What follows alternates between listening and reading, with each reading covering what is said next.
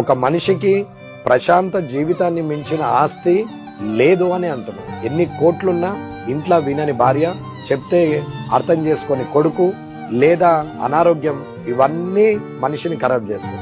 కానీ అర్థం చేసుకొని ప్రశాంతంగా ఉండి 3 పూటలు తిని నిద్రపోతున్నామంటే కన్వీనియంట్ పిల్లలు ఉన్నట్టే లెక్క, అనుకూలంగా ఉన్న భార్య ఉన్నట్టే లెక్క, ప్రశాంతంగా భర్తున్నట్టే లెక్క, ఇంట్లో సంతోషంగా ఉన్నాము అంటే వీళ్ళందరూ సక్రమంగా ఉన్నట్టే లెక్క. అంతకన్నా పెద్ద ఆస్తి ఏముందండి?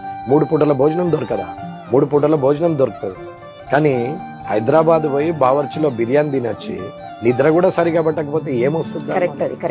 ఇంట్లో పప్పన్నం తొక్కన్నం వేసుకొని 9కి నిద్రపోతే పొద్దున మనం లేచి దర్వాజా తీసినాం అనుకోండి, బయట సన్లైట్ కనిపిస్తే, చల్లటి గాలేస్తే ఆ సంతోషం వేరు.